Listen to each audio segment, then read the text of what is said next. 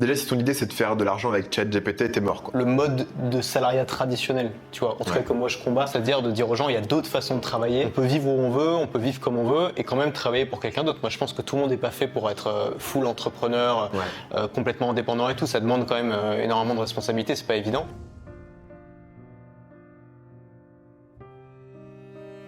Ça a peu de sens pour moi en fait de me comparer à d'autres, de me positionner par rapport aux autres, parce qu'il n'y a pas beaucoup de gens qui sont plus gros que moi pour me positionner par contraste avec eux.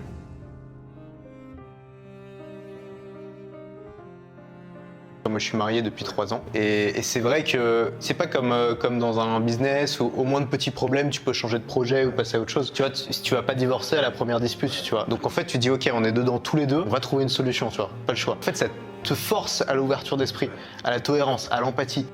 En tant que créateur de contenu, tu te sens menacé toi ou pas?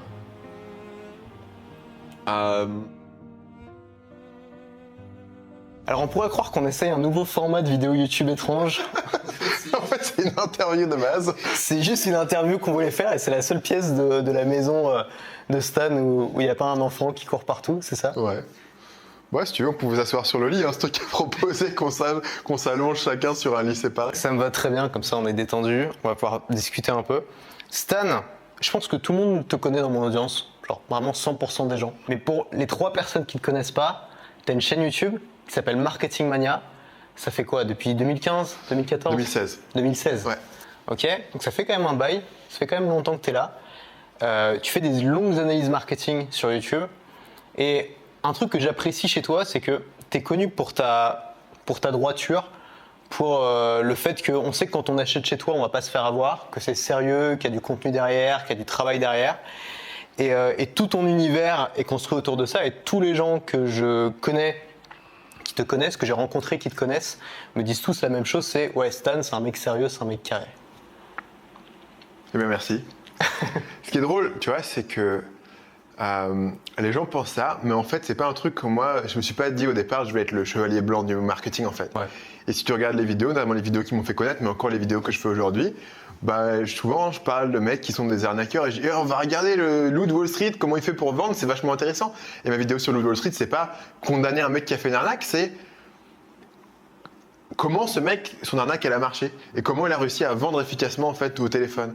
Et j'ai fait plein de vidéos comme ça qui essayent de comprendre comment un truc fonctionne et j'ai jamais une position de jugement sur les choses. Par contre, on en parlait tout à l'heure quand on déjeunait, j'ai toujours eu cette idée que ce que je fais aujourd'hui, c'est 10% de ce que je ferai dans 2 ans.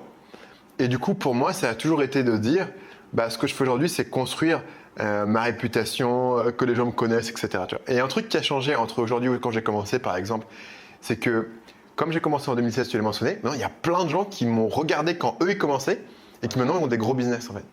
Et d'un coup, je me retrouve dans une position où il y a plein d'entrepreneurs établis et certains qui ont des business encore beaucoup plus gros que le mien, tu vois, genre 10 fois plus gros que le mien, qui se demandent ah Stan, ce que tu fais c'est trop bien. Et je me dis l'opportunité est énorme en fait, tu vois, l'opportunité d'avoir ces personnes-là et de potentiellement pouvoir faire quelque chose de beaucoup plus gros en ayant cette audience-là, que simplement d'essayer de vendre 20% plus de formation aujourd'hui, tu vois. Ouais. Parce que je me dis dans le futur ce sera encore plus gros et l'opportunité est là et je construis en fait demain. Donc j'ai jamais eu ce truc de me dire je vais être un chevalier blanc, juste être un truc de se dire faisons les trucs bien, construisons les choses de manière à ce que dans 3 ans, on n'aille pas me dire ouais mais ce mec-là il a quand même fait des magouilles.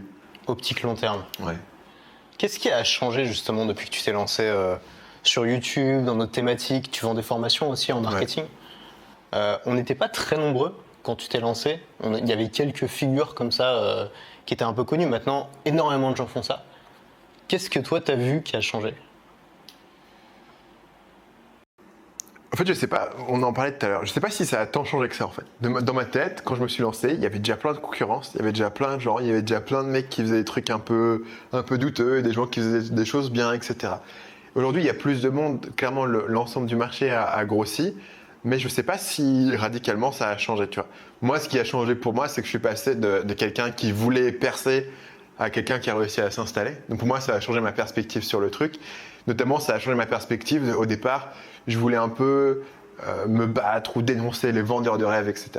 Ce qui aujourd'hui, dans ma position, n'a plus vraiment de sens parce que ça n'a pas vraiment de sens de critiquer des gens qui sont plus petit que toi en fait. Ouais. Tu vois ce que je veux dire? Quand t'es petit et que tu veux te percer, ça a du sens potentiellement de critiquer. Aujourd'hui, moi je fais mon truc et t'es là, tu l'aimes bien.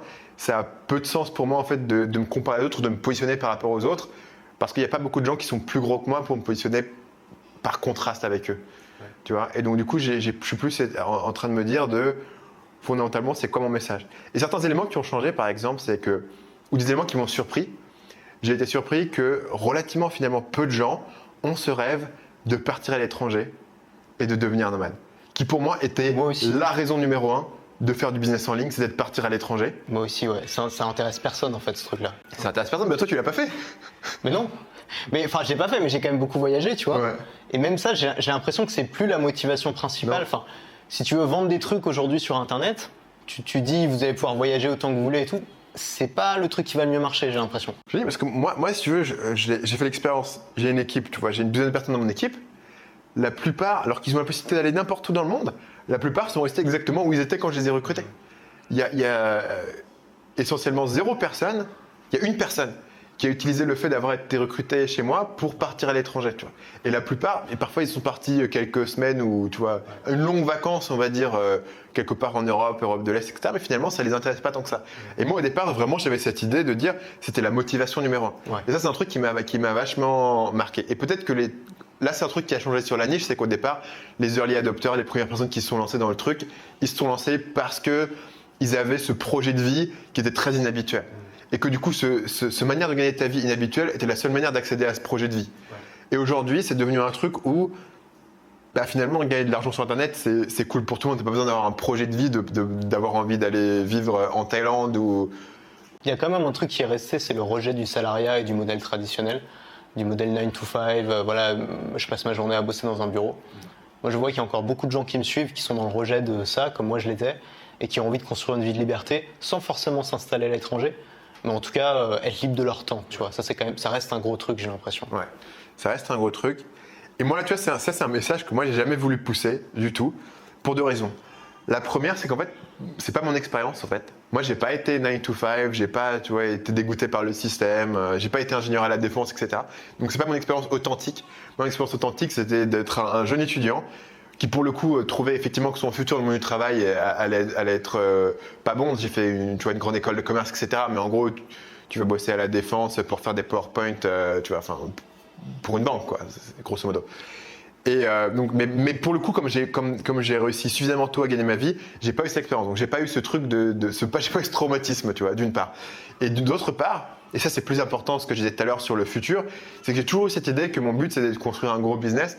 Et c'est assez compliqué de construire un gros business si ton message c'est de dire travailler pour quelqu'un d'autre, c'est nul. Puisque soit les gens qui travaillent pour toi, du coup, ils sont pas authentiques dans le message que tu as, soit ils n'ont pas envie de travailler pour toi parce qu'ils pensent que tu vois, ça fait bien d'être salarié. Donc, moi, j'ai pas trop ce truc de dire. Moi, ça me dérangerait pas, tu vois, d'être salarié pour quelqu'un d'autre dans d'autres circonstances, on va dire, tant que je pouvais préserver une certaine autonomie dans mon quotidien, faire mes propres horaires. Tu vois, être dans un bureau tout le temps, je pense que ce serait difficile pour moi d'un point de vue de mon tempérament.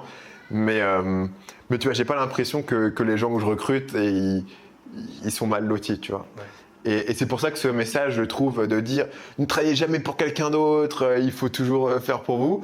Pour un entrepreneur, c'est un peu contre-productif parce que si tu veux être entrepreneur, tu peux pas construire. De recruter derrière, c'est compliqué.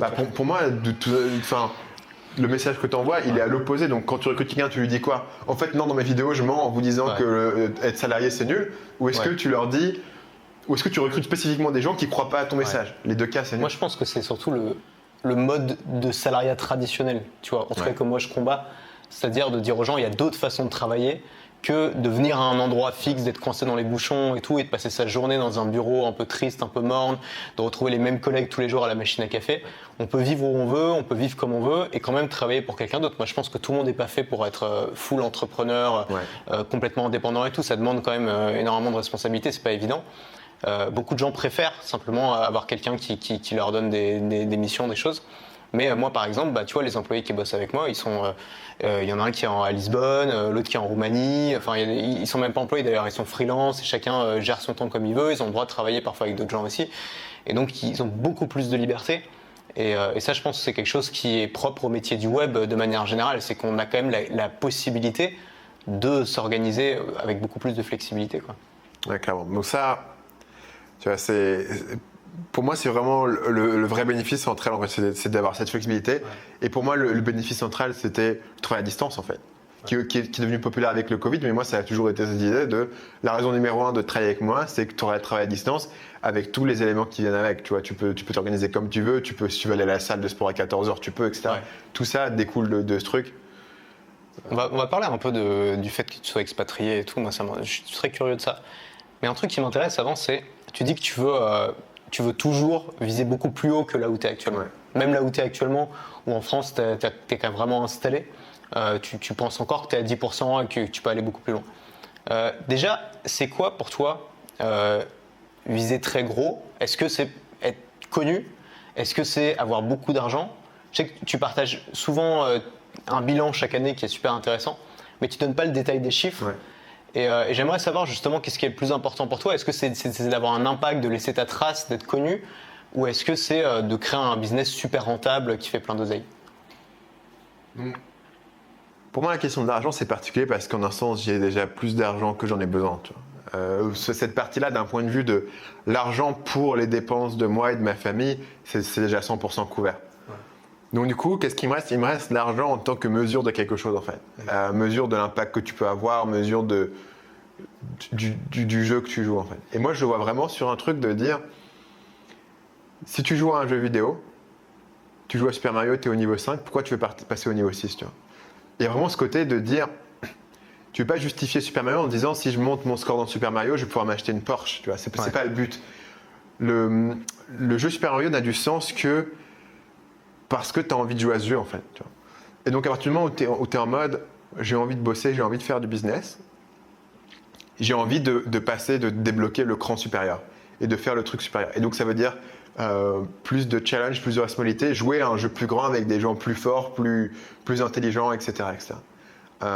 Ou en fait, le jeu de faire du business en ligne, c'est un jeu, mais en fait, il existe 3 crans au-dessus, tu vois. Même si tu regardes par ordre de grandeur, après, tu as des gens qui vont monter des énormes startups, des gens qui vont faire des sociétés qui vont être cotées en bourse, qui vont valoir des milliards, etc. Donc, il y a différents niveaux crans à ce jeu. Et je dis pas qu'aujourd'hui, mon objectif, c'est de faire une société cotée en bourse, parce que je pense pas que ça m'intéresserait. Mais quand je parle de x10 par rapport à ce tu vois, on est encore à pas mal d'ordre de grandeur par rapport à ce que je fais actuellement. Donc, c'est l'idée de dire, est-ce que je peux faire un truc beaucoup plus gros? Et quand je fais un truc beaucoup plus gros, ça veut juste, je veux pas juste faire ce que je fais aujourd'hui. Parce que le truc, c'est ce que je fais aujourd'hui, je sais le faire. Et je sais que ça marche. Donc il n'y a pas trop de challenge. Je rejoue au niveau 5 que j'ai déjà gagné 4 fois. C'est bien, mais tu vois, je l'ai fait. Maintenant, je me demande, ok, c'est quoi le prochain niveau? Est-ce que ça veut dire qu'il faut que je construise une équipe beaucoup plus grosse? Est-ce que ça veut dire qu'il faut que j'apprenne à lancer des chaînes YouTube où moi, je n'apparais pas dessus? Est-ce qu'il faut que je lance des business annexes hors de YouTube? Comme par exemple, tu vois, Schoolmaker, le logiciel que j'ai lancé, c'est aussi ça, c'est un challenge supplémentaire, etc. Maintenant, la question, c'est pourquoi du coup tu joues à Super Mario? Pourquoi est-ce que tu passes au niveau 5 ou au niveau 6? Et c'est vraiment la question de où est-ce que tu prends de l'intérêt dans ta vie? Et aujourd'hui, moi, je trouve beaucoup d'intérêt dans le business. Et ce que je trouve intéressant dans le business, c'est que c'est vraiment un truc où tu as une pression extérieure, tu vois. Tu peux pas juste te dire, ok, je fais de la créativité, c'est cool, etc. Est-ce que les gens aiment ce que tu fais? Est-ce qu'ils aiment pas? Est-ce qu'ils regardent? Est-ce qu'ils regardent pas? Et tu peux pas te tromper là-dessus, tu vois. Soit les gens achètent, soit ils n'achètent pas. Et il y a un truc très clair. Soit tes concurrents sont meilleurs que toi, soit tu es meilleur que tes concurrents. Et donc, il y a une pression extérieure. C'est un petit peu comme faire du sport en compétition, quelque chose comme ça. C'est un peu la même pulsion. Donc après, l'autre truc de dire, c'est possible qu'un jour, si je décide d'arrêter de dire que je vais faire x10, bah, je vais juste arrêter en fait. Tu vois, si le but, c'est pas d'essayer de faire mieux et de dépasser ce que je fais, pourquoi ne pas arrêter? Et là, tu vois, je pourrais être très content en arrêtant et en faisant autre chose, et en faisant, je sais pas, van life, en faisant de la pêche, je sais pas ce que je ferais, tu vois, mais moi, c'est aussi un truc que j'aimais. Tant que je décide que je veux continuer, j'ai ce truc de dire, faut faire plus. Et donc, comme tu me disais, comment tu le mesures?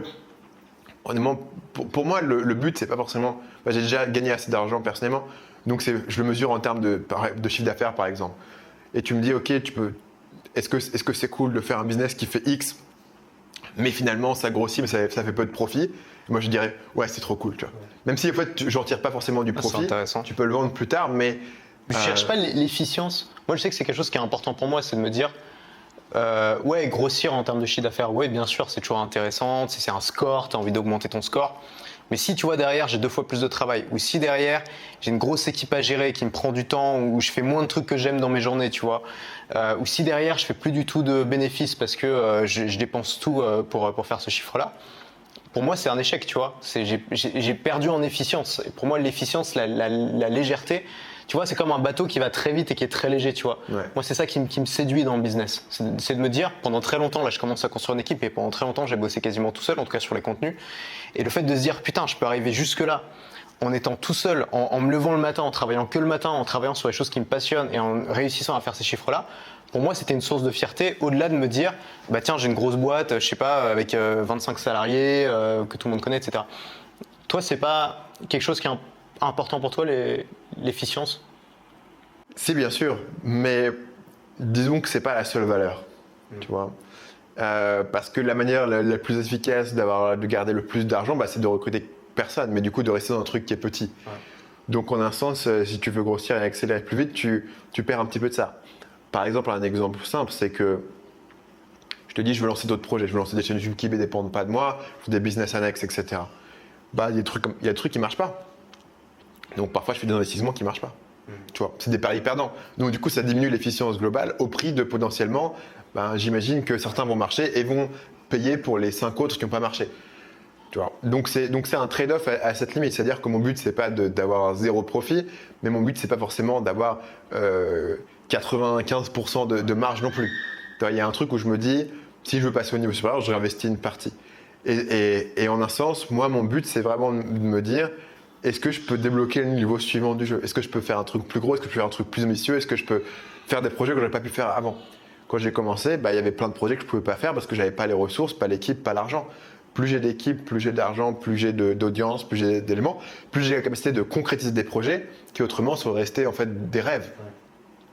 Et le truc de se dire, si tu es passionné par le business, bah, c'est cool d'avoir plein d'options de trucs que tu peux faire et de trucs que tu peux faire aujourd'hui que tu ne pouvais pas faire il y a 3 ans. Et continuellement être en train d'augmenter tes capacités, tu vois, personnelles, tes compétences et à la fois tes ressources de faire des choses. Ouais. Et moi, ça, c'est l'élément qui me motive. Tu vois, j'ai beaucoup réfléchi de pourquoi je travaille, pourquoi c'est important, etc.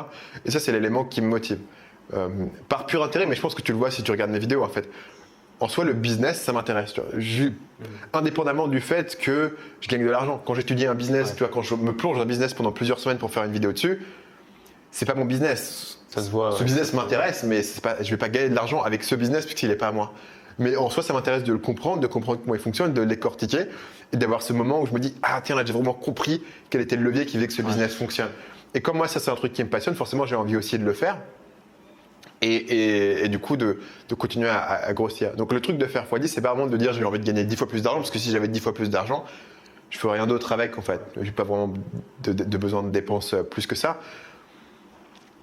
Mais si j'avais un business avec 10 fois plus d'impact de trucs, ça m'intéresserait, ça me ferait kiffer. Et qu'est-ce que. Ouais, c'est intéressant, tu vois, parce qu'il y a. Tu parles de jeu, tu vois, tu dis c'est comme un jeu. Et je comprends tout à fait ce que tu dis, et tu vois, et l'argent c'est les points, et on essaie de gagner, etc. Et je comprends qu'il y a ce côté stimulant. Mais d'un autre côté, il y a plusieurs jeux aussi, tu vois. Genre, il y a des jeux dans le jeu. Ouais. Par exemple, tu vois, il y a le jeu du business, il y a le jeu de YouTube. YouTube, Ouais. c'est un jeu dans le jeu, et c'est un jeu qui est super sophistiqué, où il y a des players qui sont très très doués. Toi, tu as vraiment super bien réussi à jouer à le jeu et à vraiment te propulser assez rapidement sur cette plateforme. Comment tu as l'impression que ça évolue? Où est-ce que tu penses que ça va aller? Est-ce que l'avenir de YouTube, c'est le format short, c'est TikTok? Est-ce que tu penses qu'au contraire, il faut continuer à faire des formats très longs, très travaillés?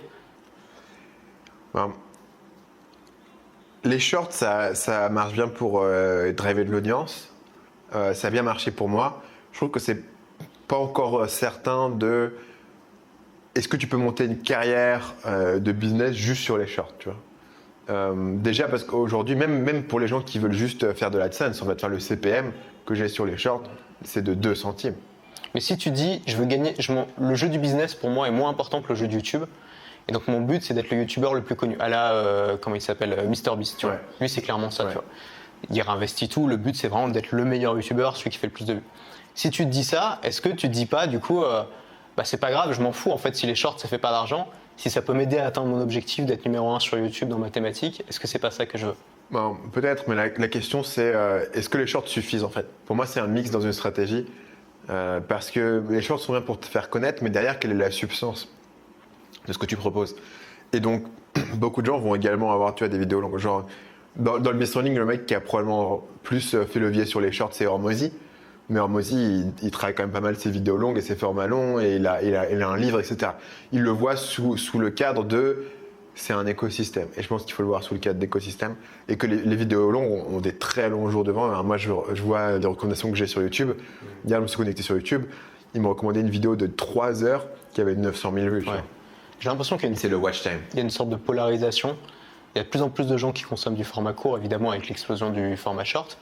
Mais il y a aussi un regain d'intérêt pour le format très long, tu vois. Les vidéos de 40 minutes, 1 heure, 2 heures, parfois 3 heures.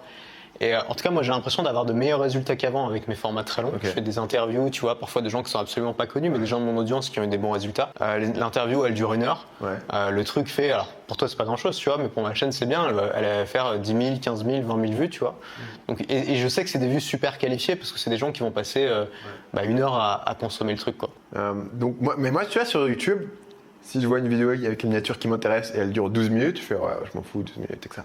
Si la vidéo, elle dure 42 minutes, je vois putain, 42 minutes et ça a fait 500 000 vues, je clique direct. Ouais, je comprends. Ouais. Et il y a une population de YouTube, de consommateurs qui sont comme ça, où en fait, si la vidéo est longue, plus elle a des bons signaux, tu te dis, il doit vraiment y avoir quelque chose, tu vois, de spécial. Alors que si elle est 12 minutes, je me dis, la personne va me dire des banalités. Et évidemment, il y a beaucoup moins d'offres sur ces vidéos. Il y a peu de gens qui font des vidéos de qualité de 42 minutes. Il y a très peu de gens qui les font. Et donc, du coup, même si il y a peut-être une petite fraction de la population YouTube qui sont intéressés par ces vidéos vachement plus longues, tu vas facilement les avoir parce qu'il y a quand même de la demande et il y a beaucoup moins d'offres. Tu vois, je pense qu'il y a cet élément-là. Globalement, moi, tu vois, les shorts, moi, je crache pas dessus, j'en ai fait, je trouve ça bien. Et moi, j'ai drivé, tu vois, genre en 1 mois sur ma chaîne secondaire, genre 50 000 abonnés, enfin, c'était ridicule. Tu vois. Juste sur la chaîne secondaire, en jouant un peu avec les shorts, je crois en 45 jours, tu vois. Ouais. Mais je veux vraiment sur un écosystème. Et je ne vais pas aller me dire, ok, j'ai drivé 50 000 abonnés, donc je vais faire que des shorts, parce que pour moi, il me manque le reste du funnel, en fait. Il me manque les vidéos, tu vois, de reach. Moi, maintenant, je vois le funnel, c'est, je capture les gens avec des vidéos un peu riches, voilà, je sais pas, le Loup Wall Street ou tout ce que tu veux, pour les amener ensuite sur des vidéos plus profondes, plus détaillées sur des techniques, pour les avoir sur ma liste email, etc. Donc je vois le short comme étant un truc qui va encore au-dessus des vidéos de reach pour faire rentrer les gens dans le tunnel. Mais pour moi, s'il te manque le reste de l'écosystème, ça reste à voir si c'est suffisant en fait de juste faire des shorts. Je pense que YouTube, c'est une plateforme où il y a toujours eu énormément de choses. C'est incroyable parce que comme l'algorithme est tellement bien de recommandations, tu vois pas en fait tout ce qui se passe, mais si un jour tu t'intéresses, je sais pas, au domaine du maquillage ou à différentes niches de gaming ou à des mecs qui font des interviews de 4 heures sur YouTube, tous ces gens-là, ils existent et tous ces gens-là, ils performent et ils marchent et ils cartonnent en fait. Donc YouTube a toujours été une multitude de choses différentes. Et les shorts, c'est juste un autre format de contenu qui s'ajoute. Donc il y aura des gens qui vont pas du tout y toucher, des gens qui vont l'ajouter à leur mix, et peut-être des gens qui vont faire que ça et qui vont trouver un moyen de le monétiser. Ouais, c'est intéressant. Je pense que moi j'ai beaucoup fait de shorts l'année dernière, notamment sur TikTok et sur Insta, surtout sur Insta que ça a marché. J'ai gagné beaucoup de clients sur Insta grâce à ça, donc je peux pas dire que ça rapporte pas de clients. Mais c'est vrai qu'il manquait quelque chose qui était juste prendre le temps, tu vois, de discuter avec les gens, de faire passer ton message. Ce que j'ai remarqué, c'est sur TikTok, par exemple, qui est vraiment une plateforme dédiée à ça, je trouvais pas de clients, tu vois. Je faisais le même nombre de vues que sur Insta, mais 10 fois moins de ventes derrière. Et à quel moment est-ce que ça a droppé? Est-ce que tu capturais quand même les emails? Ou est-ce que tu capturais les emails qui ne convertissaient pas? Je capturais moins d'emails et les emails convertissaient moins. Donc sur les deux, j'avais de la perte. Et c'est intéressant parce que du coup, j'ai eu une réflexion là-dessus. Je me suis dit, mais pourquoi? Et en fait, tu dis quand quelqu'un est sur TikTok, il passe une session à regarder peut-être 60, 70, 100 vidéos. Toi, tu vas juste être une des vidéos sur les 100, tu vois. Et donc, si tu as un TikTok qui explose, qui fait 500 000 vues, tu dis je suis au ras du monde, mais en fait, ça n'a rien à voir avec si tu fais une vidéo YouTube de 30 minutes qui fait 500 000 vues, tu vois, où les gens, ils sont vraiment posés avec toi. Ils ont pris le temps de comprendre ce que tu voulais leur dire, ils ont pris le temps d'accrocher à tes valeurs, à ce que tu projettes. Alors sur TikTok, c'est juste, la vidéo, je l'ai regardée et puis je passe à la suivante, quoi. Ouais. Et c'est important aussi de comprendre que toutes les vues ne se valent pas et qu'il y a une différence aussi dans l'intensité de l'audience qu'on construit et de la relation qu'on construit avec elle. Et qu'on peut très bien, enfin moi je connais des gens qui ont un business qui performe très bien, tu vois, qui gagnent très, très confortablement leur vie, mais qui sont absolument pas connus, tu vois. Sur YouTube, ils font quelques centaines de vues par vidéo, parfois 1000 ou 2000, mais ça va pas loin. Mais ils arrivent à avoir une relation très intense avec les gens, ils ont un haut niveau d'intensité. Et donc leur vue, pour un business qui tourne autour de YouTube, leurs vues ont plus de valeur que celle de quasiment n'importe quel autre YouTuber mainstream. Ceci étant dit, tu vois, moi, les shorts, je trouve que c'est intéressant, surtout pour les gens qui débutent. Et genre, tu démarres sur YouTube et tu veux démarrer ta chaîne et tu veux choper tes premiers milliers d'abonnés. Les shorts, ça reste quand même un raccourci incroyable, quoi. Ouais. C'est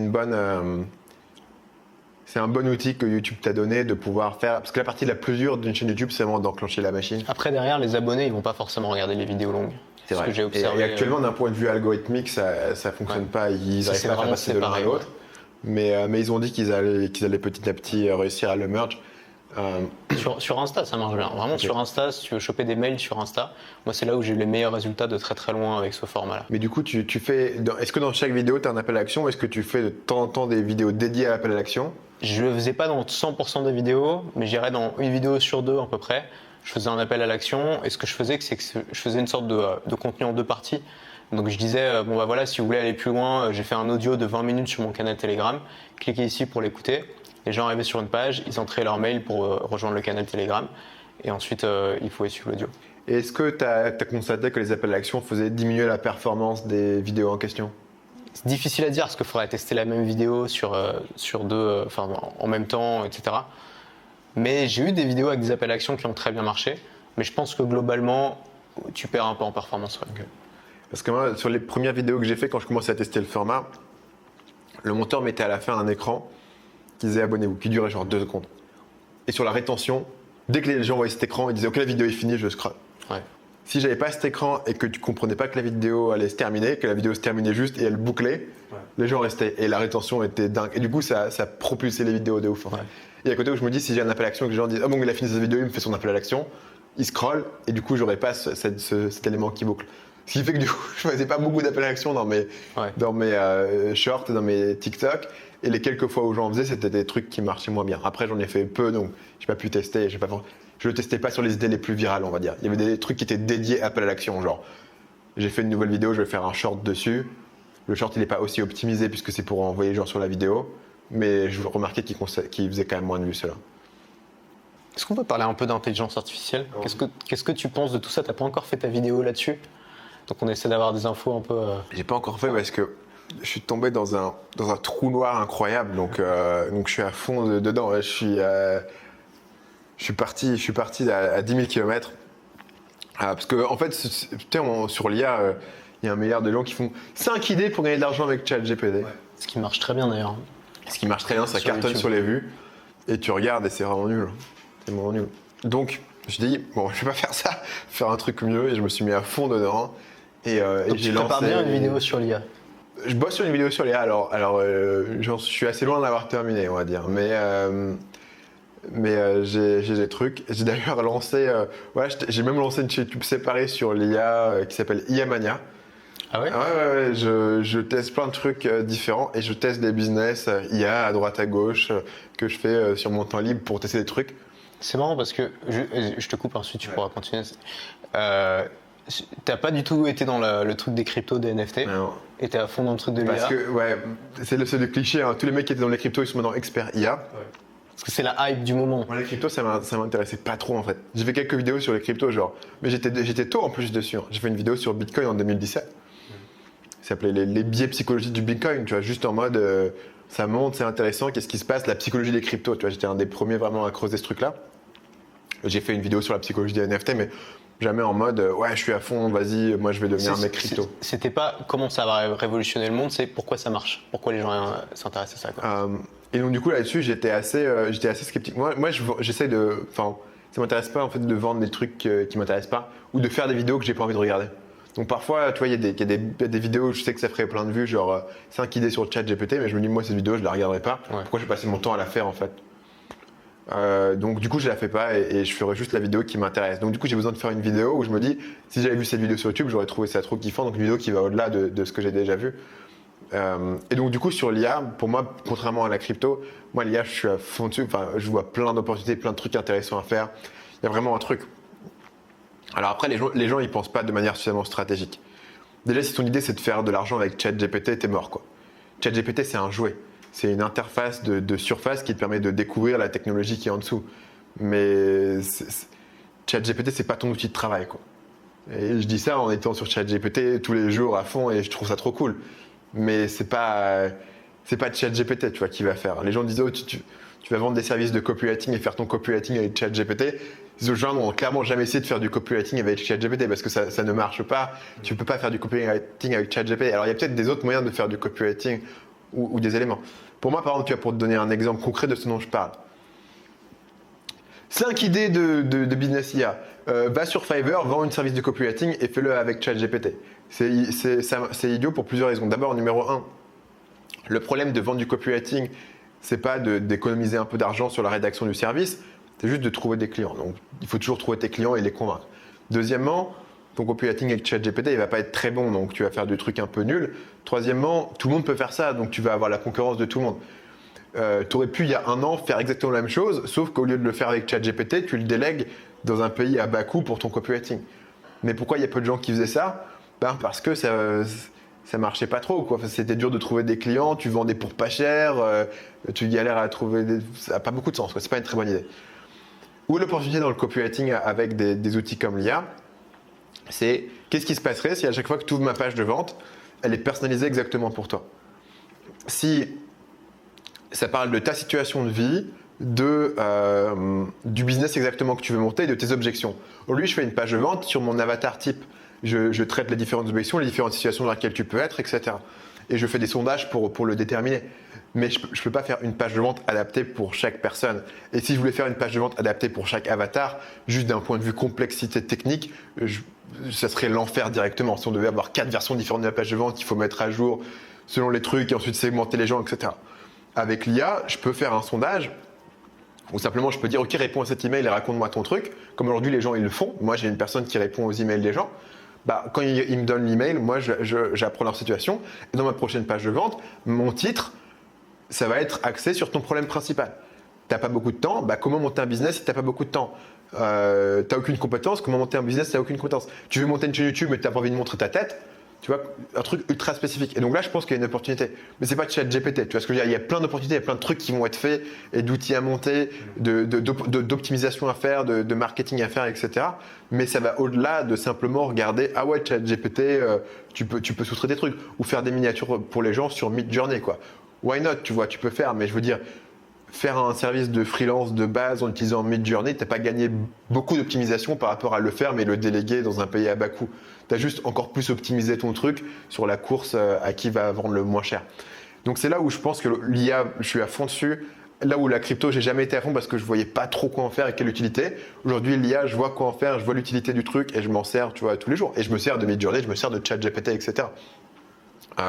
Et je me sers de plein d'autres outils sur les API, etc. Et j'essaie de trouver, en gros, au lieu de prendre un business qui existe déjà et de dire, on pourrait faire ce business, mais avec ChatGPT dedans, ce qui n'est pas sûr, ChatGPT t'ajoute un peu, réduit un peu ton coût, mais ça ne change pas le truc. Quel business était impossible à faire sans IA et maintenant le deviennent ? Donc par exemple, un business de personnalisation de masse. Ou voilà, comme je te disais sur les pages de vente, mais ça pourrait être autre truc, un autre produit personnalisé. Ou par exemple, j'ai vu l'autre jour un business où tu donnes des détails sur, je sais pas, ton mari ou ta femme et leur anniversaire, et puis on va leur faire une chanson personnalisée. Toi, c'est le genre de truc où cette chanson personnalisée, elle coûte genre 300 balles, tu vois. 300 balles pour une chanson personnalisée, tu vois, il faut le vouloir, c'est un cadeau. Maintenant, avec l'IA, tu peux le faire pour beaucoup moins cher, et ça devient possible. Tu vois ce que je veux dire ? C'est plus ce genre de truc de la personnalisation de masse. Est-ce que tu crois, parce que pour moi, l'IA deviendra vraiment game changer, tu vois, si je pouvais l'éduquer moi-même. C'est-à-dire si je pouvais lui soumettre les 2000 emails que j'ai envoyés ces dernières années, qu'elle arrivait à, et ça elle en est capable techniquement, tu vois, qu'elle arrivait à reprendre mon style, à reprendre mes idées et à écrire des mails avec mon style à moi. Est-ce que tu penses que, j'ai l'impression que c'est pas encore prêt d'exister parce qu'il y a trop de dangers possibles, tu vois, ça pourrait devenir une machine à persuader et on pourrait l'entraîner à persuader n'importe qui. Oui, ça tu peux déjà le faire. Avec quoi ?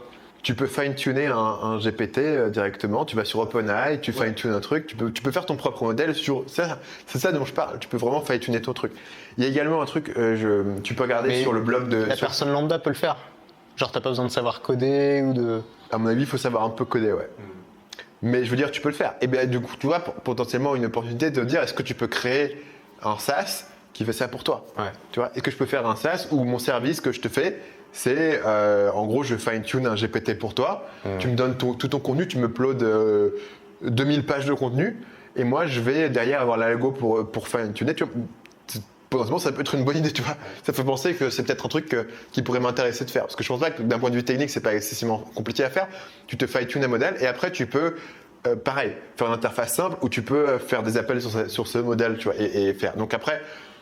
Il manque des interfaces pour l'instant, tu vois. Ouais, je l'ai pas fait, donc je sais pas à quel point, jusqu'où ça pourrait aller, mais ça, c'est possible. Donc il y a différents éléments que tu peux faire à ce niveau-là. T'as vu la vidéo, enfin l'audio de la discussion entre Joe Rogan et Steve Jobs générée par l'IA? Ouais. Moi, je suis super friand. Il y en a une vidéo géniale pour les gens qui connaissent. C'est Jordan Peterson, Joe Rogan, MrBeast et Ben Shapiro qui jouent à Minecraft. C'est à mourir de rire. Déjà, les voix sont géniales. Les voix en anglais, vraiment, les voix synthétisées en anglais sont géniales. J'ai beaucoup testé les voix en anglais et les voix en français. Et en anglais, elles sont vraiment 3 crans d'avance. Ça arrivera en français, tu vois, d'ici 1 an, mais ou peut-être même moins, d'ici 6 mois, je sais pas. Mais les voix en anglais sont géniales. Et ça, c'est un format de vidéo qui est très drôle. Et du coup, c'est. Celle avec Steve Jobs, juste pour revenir là-dessus. Ouais. Moi, j'ai été ému en l'écoutant, tu vois. Parce qu'apparemment, donc les voix étaient très bien faites et apparemment le texte, à mon avis, il a été fine-tuné un peu, mais apparemment le texte aurait été généré aussi par l'IA. Ouais. Et le texte est incroyable parce que Steve Jobs répond aux questions vraiment d'une manière auquel il aurait pu répondre avec sa philosophie de vie, avec ça. Et j'ai vraiment écouté ça, j'ai eu l'impression qu'il avait ressuscité. Ouais. J'étais ému d'écouter. Et ça, c'est faisable, tu peux le faire. Donc, une autre référence qui peut t'intéresser, check un mec il a une newsletter qui s'appelle Lenny's Newsletter. Ouais. Lenny Raczynski, tu le connais? Non. Donc, Lenny's Newsletter, il a fait un truc où, en gros, il a extrait tous ses posts de sa newsletter et ils l'ont mis dans une base de données et ils ont créé un bot qui s'appelle le Lenny Bot. Et donc, tu peux poser n'importe quelle question au Lenny Bot et il va te répondre comme si Lenny te répondait parce qu'il a lu tous les posts de Lenny. Lenny l'écrit sur le gros marketing. Ça, c'est génial, tu vois. Ça, c'est génial. Et ça, tu vois, ça, c'est aussi une opportunité. Donc, moi, par exemple, j'ai un outil qui s'appelle Schoolmaker qui permet aux gens d'héberger leur formation en ligne. Dans Schoolmaker, j'ai mes formations. Un truc que je fais, c'est que je fais aussi des consultations. Chaque semaine, les gens peuvent poser leurs questions. Et moi, je vais avoir toutes mes questions qui sont dans une interface. Je vais enregistrer mon écran et une par une, on me montre les questions. Et ensuite, Schoolmaker détecte quand est-ce que je réponds à chaque question automatiquement. Et je upload ma vidéo et il les découpe. Et il envoie le lien à chaque personne. Donc ça, je le fais déjà. Donc j'ai une base de données, là où c'est du contexte. J'ai des milliers de questions où les gens posaient leurs questions et moi, j'ai fait une réponse. Maintenant, si je peux prendre tout ça, je peux traîner un modèle en disant voilà la question, voilà la réponse, voilà la question, là voilà la réponse. Et je le fais 2000 fois. Maintenant, j'ai un modèle qui peut répondre probablement à 90% des questions avec la voix et les références de Sanelou. Parce que beaucoup de questions,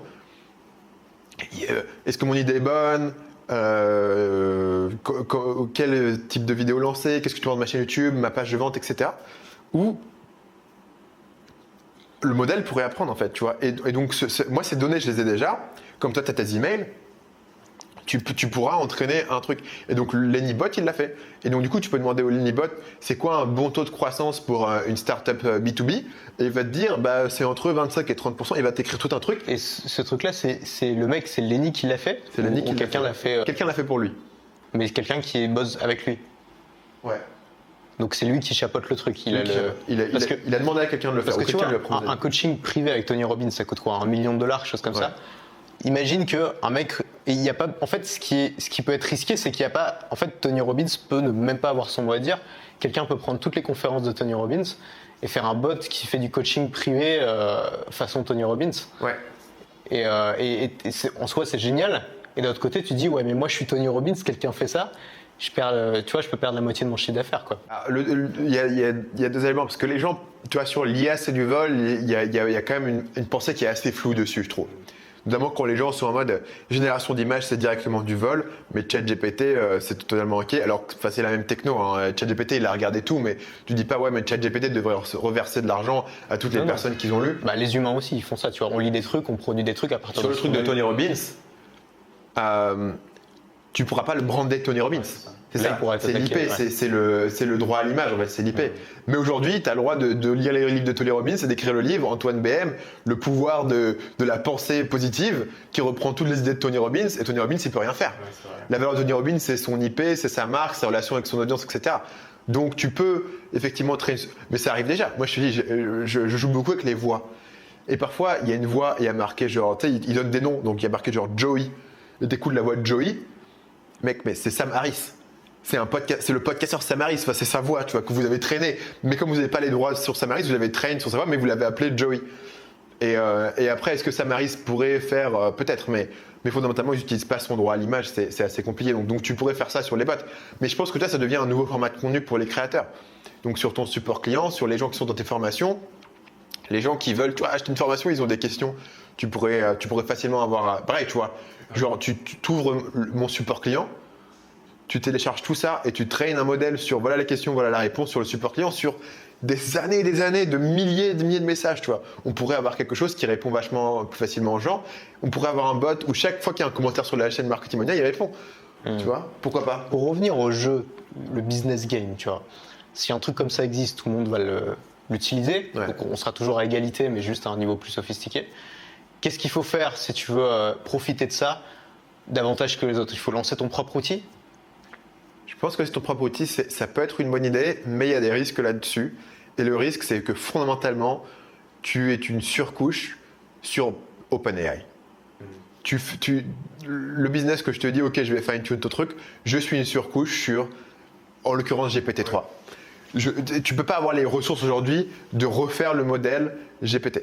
Tu vois, donc tu es une surcouche. Donc ce que tu es, c'est un peu comme les gens qui, tout leur business, c'est des Facebook ads, tu vois. Ouais. Ça repose sur l'API. Ça repose sur quelque chose où, est-ce que c'est pas OpenAI au final qui capture la majorité de cette valeur, ou est-ce que tu n'es pas vulnérable? Donc après, ça dépend pas mal de l'échelle. Si tu fais un petit outil qui fait, même tu vois, si tu fais un outil qui fait 10 millions par an, OpenAI, 10 millions par an, il s'en fiche. Ouais. Si tu veux faire un outil qui fait 10 milliards, tu peux pas te construire sur OpenAI. Donc tu vois, il y a un truc où construire ton outil sur ces API, ça peut être très bien sur ces interfaces, mais il y a un danger. Par exemple, tu vois, il y a un outil qui s'appelle Jasper. Jasper aujourd'hui, c'est valorisé à 1,5 milliard. Jasper, c'est juste du GPT avec un peu de prompt engineering, tu vois. Est-ce que si j'étais investisseur dans Jasper, je dormirais sur mes deux oreilles? Je suis pas sûr. Ils n'ont pas le contrôle sur leur truc et ils sont suffisamment gros qu'à un moment donné, soit OpenAI fait ah tiens Jasper tu fais plein d'argent, du coup je vais monter mes prix, comme Amazon l'a fait récemment. L'année dernière ils avaient monté vachement les prix sur tous les gens qui vendaient sur Amazon parce que tu es captif chez eux et tu es obligé d'aller chez eux, donc il y a un danger à ce niveau-là. Donc monter ton outil, je pense que c'est une bonne idée, mais il faut vraiment réfléchir de manière stratégique en termes de risque et en termes de dépendance. Le deuxième aspect, c'est ou alors tu comprends comment utiliser ces outils pour créer un business avant tout le monde, donc c'est-à-dire les gens qui ont compris, tu vois. Par exemple, Premier longueur d'avance. Le jour où j'ai découvert le business en ligne, des années avant de le faire, je faisais un stage dans une petite boîte qui faisait, tu vois, une petite PME qui développait des sites internet. À côté de cette boîte, on partageait des bureaux avec une autre boîte, dont le patron c'était un espèce de mec avec des grosses chemises déboutonnées jusque là, un mec flamboyant qui était jamais là, il passait dans le bureau 10 minutes, je me dis mais qui est ce mec? Qu'est-ce qu'il fait? Comment il a de l'argent? Qu'est-ce qui se passe? Il bosse jamais, qu'est-ce qu'il fout? Il avait été un des premiers à comprendre que Internet ça allait être gros. Il avait créé des sites de comparateurs d'assurance et donc il rankait sur assurance. Donc il s'était dit l'assurance, il y a beaucoup d'argent. Si tu peux générer des prospects pour une assurance, il y a beaucoup d'argent. Moi, je vais être le mec qui va construire le site, tu vois. Et donc c'est un peu cette ruée vers l'or au départ, où le mec il avait rien de spécial. Il n'était pas expert des assurances, il avait rien. C'est juste qu'il était là, il avait compris le truc. Donc je pense qu'aujourd'hui, c'est vraiment réfléchir à le monde auquel on est, plus l'IA. Et c'est ce que je reproche à toutes ces vidéos 5 idées d'IA, etc. C'est que il suppose que le monde ne va pas se transformer, mais juste en gros que le monde va rester comme il est et tu vas être le seul à avoir ChatGPT, ce qui est complètement idiot. Si le monde se transforme, quelles sont les opportunités qui vont être créées? Donc est-ce que, par exemple, il y a des niches de contenu qui aujourd'hui sont trop spécifiques et donc non rentables, qui deviennent rentables une fois que tu as l'IA. Est-ce qu'il y a des niches de contenu qui bénéficient d'une personnalisation de masse? Peut-être que le dev perso, par exemple. Peut-être que dans le futur, les gens auront moins intérêt à regarder une vidéo de dev perso ou lire un livre. Si tu peux avoir un coach, tu vois, qui... T'as essayé la thérapie de ChatGPT? Moi, j'ai essayé de lui poser des questions sur des problèmes que j'avais, tu vois, dans mon couple, dans ma vie, dans mon truc. Et ben putain, c'est vachement bon. Alors, c'est du niveau, tu vois, c'est un bon blog. Ça reste, tu vois, c'est pas incroyable non plus. Mais j'étais impressionné, tu vois.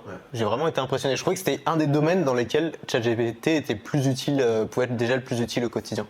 Et je me suis dit, si tous les jours, tu vois, ça devient une sorte de journal où tous les jours, j'entre ma journée, ce que je ressens, ce que j'ai vécu, etc. Et qu'il est capable d'emmagasiner tout ça et donc de dresser un portrait de moi, ça va être la personne qui va mieux me connaître, tu vois. Après, il peut être capable de donner vraiment des conseils ultra personnalisés par rapport à ton profil psychologique, quoi. Ça peut être génial. Et donc, tu vois, ChatGPT n'est pas fait pour ça. Peut-être que tu peux créer un outil qui est adapté à ça. Enfin, y a plein d'opportunités, tu vois. C'est de dire, OK, quel business est devenu... Au lieu de prendre un business qui existe déjà et de dire ChatGPT, OK, super, quel business n'existait pas? Donc, des trucs de personnalisation de masse, des trucs où tu as besoin d'un volume énorme. Par exemple, c'est en train de bouleverser le monde du SEO. Alors, je ne conseillerais pas aux gens qui ne sont pas aujourd'hui dans le monde du SEO à se dire je vais faire du SEO grâce à ChatGPT parce que je peux te dire, je connais beaucoup de gens qui sont dans le SEO et ils sont au taquet sur l'IA. Pour eux, c'est parfait pour eux et ils sont à fond là-dedans. Mais il y a plein d'autres trucs. Et par exemple, dans notre domaine où c'est plus de comprendre la psychologie des gens, je me dis, il y a probablement des éléments à faire. Donc, moi, je regarde, tu vois, des business de contenu. Donc, un business que moi j'aimerais faire, peut-être qu'il y a quelqu'un dans l'audience qui me contactera à ce sujet-là parce que c'est un business que j'aimerais faire, mais actuellement, d'un point de vue technique, j'arrive pas à le faire. C'est, donc j'ai des enfants, comme tu as pu le constater. L'animation pour enfants, genre une vidéo random, elle a 127 millions de vues. Tu vois, ces vidéos, c'est énorme. Et après, derrière, l'IP, les produits dérivés, etc. L'animation, c'est super, je trouve que c'est un super marché super intéressant. C'est du storytelling, c'est les enfants. Il y a plein de trucs à faire, ils sont super fidèles, mais en même temps, il y a des trucs bizarres, tu peux t'amuser. Aujourd'hui, ça coûte extrêmement cher de faire de l'animation. Extrêmement cher, tu vois. Il faudra investir probablement des millions et des millions et des millions pendant des années avant d'avoir une rentabilité.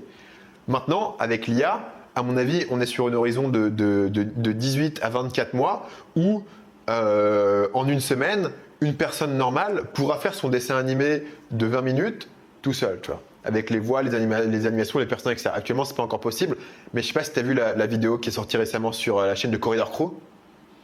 Alors, meilleure chaîne au monde, Corridor Crew.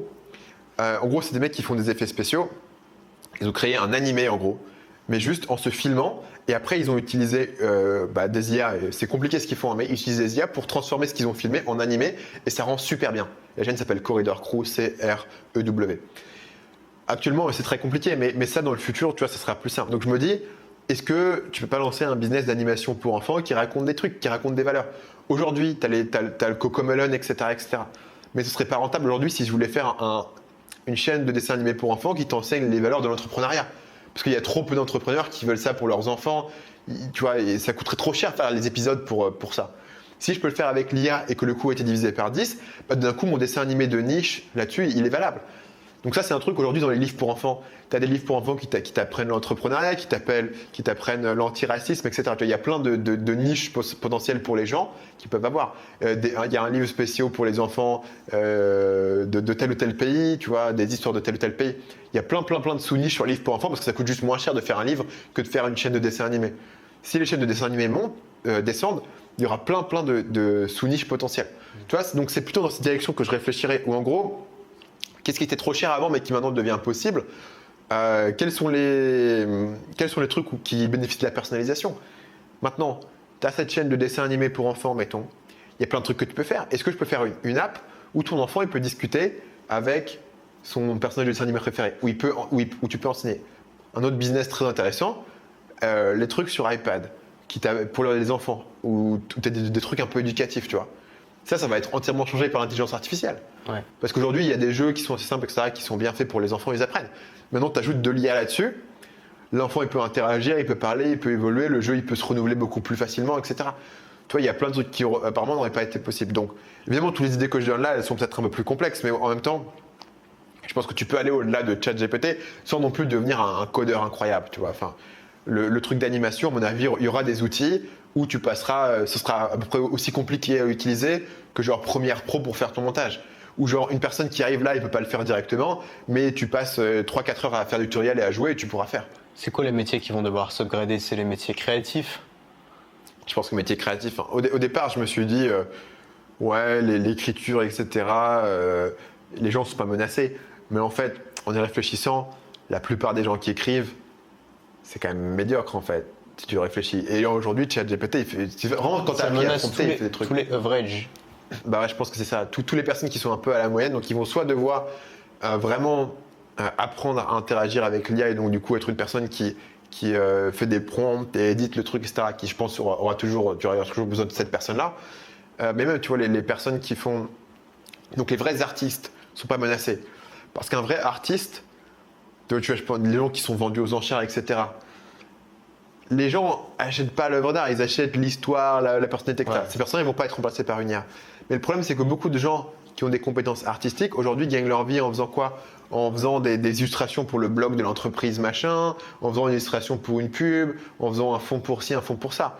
Eux, pour le coup, tu vois, bah là, c'est du Midjourney, c'est du Dali, etc. Donc, c'est compliqué. Donc là, il y a vraiment un squeeze à ce niveau-là, je pense, qui va être assez violent. Donc vraiment, c'est un peu un cliché, mais je pense que certaines personnes vont vraiment réussir à utiliser ces outils pour augmenter leur productivité et seront probablement OK. Par contre, est-ce que du coup on aura besoin d'autant de gens? Est-ce qu'on aura besoin d'autant de graphistes? Est-ce qu'on aura besoin d'autant de gens qui font des articles? Tu vois, il y a beaucoup aujourd'hui de rédacteurs web, sont en fait des gens qui sont à différents niveaux de ferme à contenu pour des sites SEO en fait. Ouais. La rédaction web, c'est ça. C'est ça, ouais. Aujourd'hui, tous les mecs qui sont dans le SEO, ils recherchent qu'un truc, c'est comment est-ce que je fais pour faire de l'IA, pour faire 10 fois plus vite, 10 fois moins cher. Et donc, du coup, là, il y a un vrai danger. Les codeurs, par exemple, parce que dans le code, ils ont un truc qui s'appelle GitHub Copilot, qui est apparemment un outil qui est vachement efficace, les gens en tirent beaucoup de valeur. Tu vois. Ça remplace pas le codeur, mais ça l'aide à être plus productif. Donc, le codeur qui arrive à l'utiliser, voilà, comme c'est déjà un truc qui est appliqué dans le code, ça te montre un peu le modèle. Si tu es rédacteur, il faut peut-être abandonner l'idée que tu vas tout rédiger. Et là, je pense que ça va être un danger supplémentaire pour les gens en fait, qui sont déjà rédacteurs, qui sont déjà graphistes. Parce que tu as un coût irrécupérable, un sunk cost. J'ai passé des années à développer cette compétence. J'ai pas envie que tu me dises que maintenant Midjourney va le faire à ma place et que moi je vais juste faire du composite sur Photoshop. Tu vois, et donc du coup, il y a vraiment ce truc où les gens doivent se dire c'est bien possible que là il faille changer. Ouais. Et c'est les gens tu vois, qui sont trop attachés parce qu'ils ont cette compétence, ils vont pas envie que ça soit perdu. J'avais une question à propos de ça, c'est que alors oui, je pense que sur la création de contenu, je suis d'accord avec toi. Je pense que tout le contenu type top 5, type blog de base pour le référencement, ça c'est les trucs qui vont partir assez vite, qui vont être remplacés assez vite. Tout ce qui est contenu personnel, personal branding, contenu de relation, ça c'est des choses qui vont rester parce que tu vois, l'intérêt est dans l'histoire, dans la relation. Mais qu'est-ce qu'on doit faire? Parce que tu dis, il y a plein de gens qui ont passé des années à se former pour être capable de dessiner ou d'écrire. Qu'est-ce qu'on doit... sur quoi est-ce que ça vaut le coup aujourd'hui de se former, de s'investir, qui ne sera pas remplacé dans 10, dans 20 ans par une technologie ou une intelligence artificielle ou n'importe quoi? Je pense que 10-20 ans, c'est trop demandé en fait. Ouais. Donc c'était impossible il y a 10 ans de prévoir que devenir graphiste, c'était pas forcément le plus safe? Ouais, c'était impossible. Ok. Alors moi, c'est un domaine que j'ai beaucoup suivi, les gens qui parlent d'IA depuis des années. Des gens qui parlaient d'IA avant que l'IA puisse faire quoi que ce soit.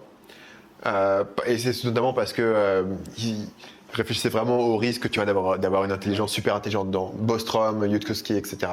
Donc ils réfléchissent qu'est-ce qui se passe si l'IA devient plus intelligente que nous. Ils ont beaucoup réfléchi. Donc ouais, ces mecs-là parlaient des capacités, mais en fait c'était rien, tu vois. Genre t'avais une image qui pouvait repérer si sur une photo tu avais un chat ou une fleur, ouais. Tu vois. Donc l'idée aujourd'hui Midjourney, c'est incroyable la qualité de l'image qu'elle te produit. Et il y a 10 ans, personne n'imaginait que dans 10 ans, on y serait. Ou alors, dans les années 80, tu vois, on te disait dans 10 ans, on y sera. Donc en fait, tu vois, les gens avaient beaucoup de mal à prédire à quel moment il y a une accélération incroyable de l'IA sur une courte période de temps. Et personne n'aurait pu dire que ça allait arriver maintenant, en fait. Donc je pense pas que tu puisses vraiment prédire si loin. Parce qu'il y a 20 ans, tu pouvais pas te dire, tu m'as dit 10 ou 20 ans, tu vois. Il y a 10 ans, tu pouvais vite fait commencer à penser qu'être youtubeur c'était une bonne idée, mais vraiment vite fait, genre en 2012, tu vois, c'était avant que nous on commence.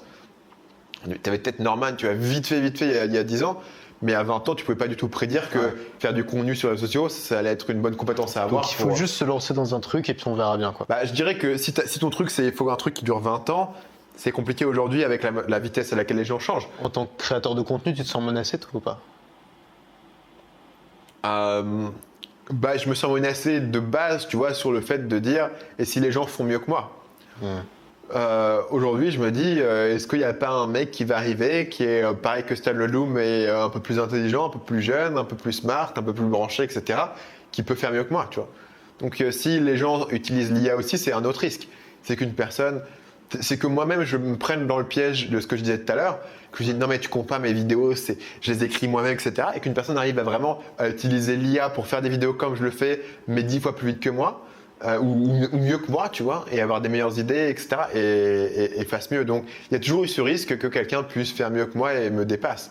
Aujourd'hui, l'IA est juste un élément supplémentaire. Je pense pas qu'une IA va faire entièrement le travail tout seul, mais une personne qui utiliserait mieux l'IA que moi pourrait me battre. Mais tout comme il aurait pu me battre, on est plus fort que moi sur TikTok ou sur Instagram ou simplement en faisant des meilleures vidéos YouTube, tu vois.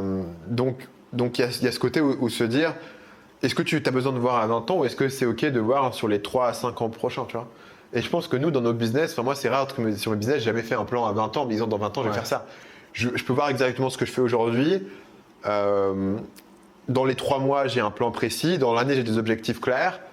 Dans les 5 ans, je vois dans la direction dans laquelle je veux aller. Donc, mais c'est assez vague. Dans les 5 ans, ce que je veux faire, c'est grossir mon audience, grossir mon équipe, monter quelques business annexes qui peuvent rapporter de l'argent en dehors de YouTube. Mais c'est assez impressionniste en fait, déjà même quand tu es à 5 ans. Donc le truc de vouloir prédire à 20 ans, peut-être que beaucoup de gens sont en train d'apprendre la leçon que nous on a appris quand on a commencé, c'est-à-dire il n'y a pas de certitude dans la vie. Tu vois, c'est le truc aussi en France de le culte du CDI, etc. Tu vois, d'avoir un truc bien stable versus à l'entrepreneuriat, c'est instable. En fait, nous on a appris que l'entrepreneuriat c'est instable, mais en même temps, si tu es toujours dans le truc en train de le faire évoluer, tu vois, c'est un peu comme être sur un vélo. Un vélo, c'est instable si tu t'arrêtes. Mais donc, tu avances, grosso modo, tu te pètes pas la gueule. Et je pense que là, c'est la même chose. C'est-à-dire, aujourd'hui, je comprends ce qui se passe. Si je me forme bien sur l'IA, je suis pas obsolète tout de suite. Si je continue à me former, je suis pas obsolète. Confiance dans sa capacité à évoluer.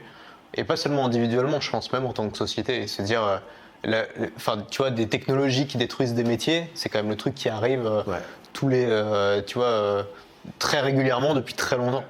Et donc, en fait, systématiquement, l'humanité arrive à s'adapter. En fait, les gens même le font. C'est marrant parce que ça se passe sans même que les gens en ont forcément conscience. Par exemple, j'ai beaucoup de gens, moi, dans mon audience et dans les, tu vois, dans les coachs, dans les thérapeutes et tout, qui viennent du monde bancaire, qui avant a été dans des agences bancaires. Et en fait, spontanément, ils me disent pas, j'ai quitté ce monde-là parce que je sentais qu'il n'y avait pas de débouché ou je sais pas quoi. C'est juste qu'ils en avaient marre, ça les saoulait, c'était un métier ennuyant, ils étaient passionnés par autre chose, ils ont fini par se convertir eux-mêmes, ils ont vu ce truc-là qui émergeait à côté. Et en fait, le changement se fait spontanément sans même forcément qu'il y ait beaucoup de souffrance, quoi.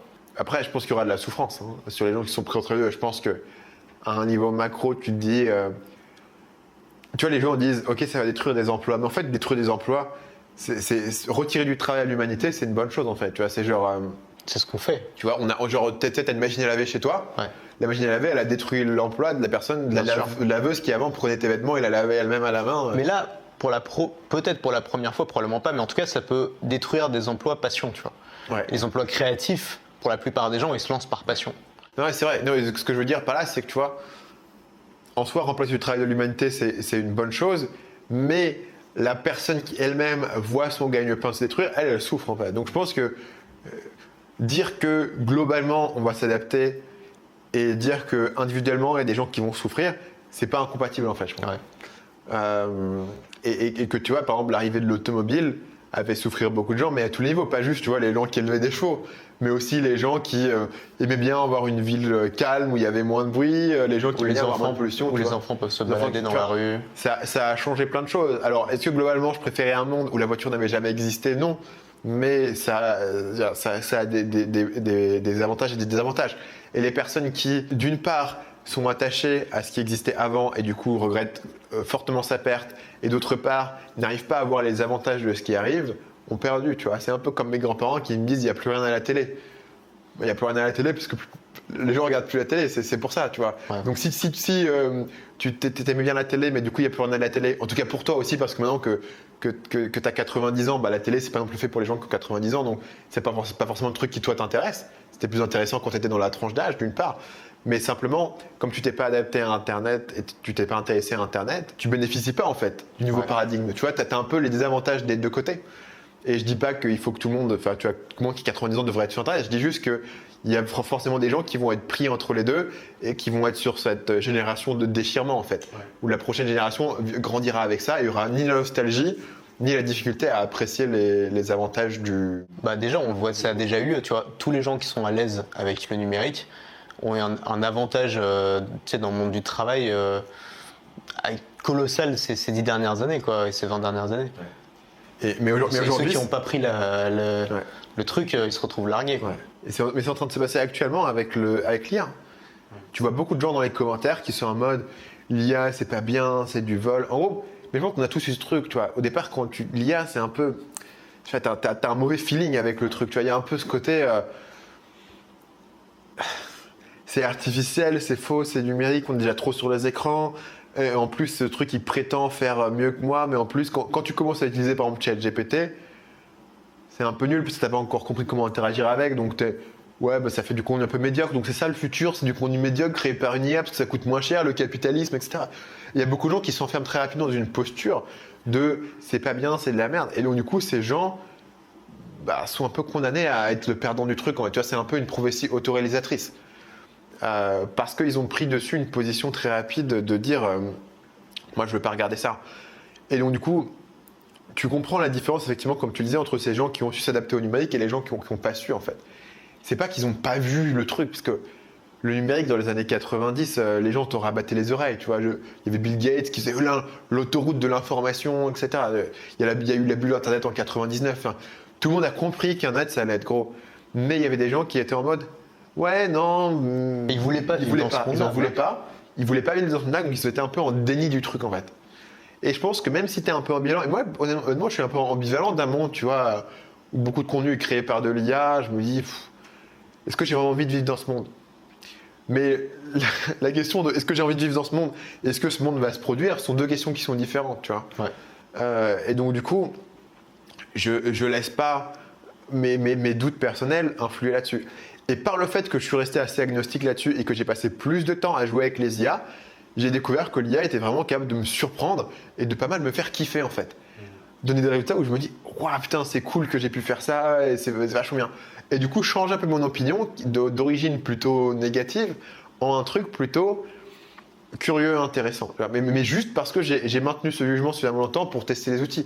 Tu vois, et si aujourd'hui les gens qui nous regardent sont pas un peu tous les jours sur un chat GPT, sur un Midjourney qui a une version gratuite, juste pour tester, voir ce que se passe et tester des trucs et dire ouais, si je lui pose cette question, il me dit quoi, etc. Si vous n'êtes pas inscrit à l'essai de Bing, etc., juste pour jouer avec les choses, demandez-vous pourquoi en fait. Est-ce que c'est parce que vous avez un peu cette sensation de ouais, l'IA, je suis pas sûr, je suis pas trop à fond dedans. Est-ce que vous pensez que cette sensation va changer si vous vous intéressez pas plus au truc ? Et je dis pas vraiment que tu vois que tout est bien dans l'IA et moi je suis d'accord que il y a plein de trucs qui sont un peu malaisants, hein, ne serait-ce que par le fait que Yudkowsky, que je lis sur la question depuis 10 ans, annonce la fin du monde et que OpenAI ils sont totalement irresponsables et qu'ils ont déployé le truc beaucoup trop vite et qu'ils sont en train de faire une course aux enchères où tout le monde va essayer, Google va essayer de faire mieux que Facebook va essayer de faire mieux, etc. et que c'est irresponsable. Et tu vois, je pense qu'il y a plein de trucs sur lesquels tu peux. Mais le fait de comprendre que il y a des aspects qui sont peut-être négatifs, une perte d'une certaine créativité humaine, etc., ne devrait pas t'empêcher de t'intéresser au truc en fait. Et je pense qu'aujourd'hui, une personne qui s'intéresse au business en ligne et ne s'intéresse pas à l'IA, enfin, pourquoi tu vois, qu'est-ce qui se passe Je pense que tu fais vraiment une énorme erreur. Ok. Très intéressant. Qu'est-ce que tu penses de Twitter ? Alors, Twitter, moi, je trouve que c'est vraiment un enfer sur Terre. Twitter, c'est YouTube, mais si tu n'avais que les commentaires. Ah, c'est pas mal. Ouais, c'est YouTube sans les vidéos. Je sais pas si tu as ce sentiment-là, mais moi j'ai l'impression que Twitter c'est un piège pour les célébrités. Parce que, pas tout le temps, mais t'en as quand même beaucoup qui sont complètement addicts, tu vois, à Twitter et qui ont ruiné leur carrière à cause de Twitter pour rien, tu vois. Je prends, moi, un exemple qui me vient en tête, c'est genre J.K. Rowling, tu vois. Ouais. qui genre, putain, ouais. mais tu vois, elle était adorée, elle a quand même créé une œuvre incroyable, enfin c'était, tu vois, enfin, adorée, et elle est devenue une espèce de sorcière repoussoir pour une grosse partie quand même de son audience, tu vois, de sa communauté de lecteurs. Juste à cause de Twitter. Ouais. Et à un moment, je me suis dit, mais bon, c'est pas possible. Elle a dû dire un moment un truc un peu faux pas, et elle a été cancel et tout. Je suis allé voir son Twitter. Et c'est l'horreur. Enfin, c'est-à-dire que la meuf, elle tweet 18 fois par jour, enfin 18, peut-être 60 fois par jour, tu vois. Elle se met sur, dès qu'il y a un débat, un machin, elle se met dedans. Elle passe pour une folle dingue, tu vois. Ouais. Et je me dis, c'est une femme qui est évidemment extrêmement intelligente, extrêmement imaginative, extrêmement créative et tout. Twitter l'a absorbé et il a détruit quand même une partie de sa carrière, en tout cas son image publique. Et j'ai l'impression que c'est pas la seule, tu vois, et je me dis mais ça a vraiment l'air d'être un piège pour célébrité, ce truc-là. Ouais, c'est... Moi, c'est un truc... Moi, je tweete pas, etc. Mais à chaque fois que je clique sur un truc... Souvent, j'arrive sur Twitter via des liens, etc. Et on t'envoie sur un tweet vachement intéressant, tu dis ouais, c'est cool. Ouais. Et après, tu commences à regarder ce qu'il y a en dessous, tu fais ouais, fini, tu vois. Moi, Twitter, j'y vais quand on m'envoie sur un lien parce qu'il y a un tweet intéressant. Alors, à mon avis, il y a des meilleures manières d'utiliser Twitter. Et il est possible que dans l'année à venir, je me mette plus à Twitter parce que sur les trucs d'IA, etc., c'est quand même. L'avantage de Twitter, c'est que c'est vraiment très temps réel, tu vois. Avant qu'un mec fasse un article de blog, moi, je lis beaucoup de blogs.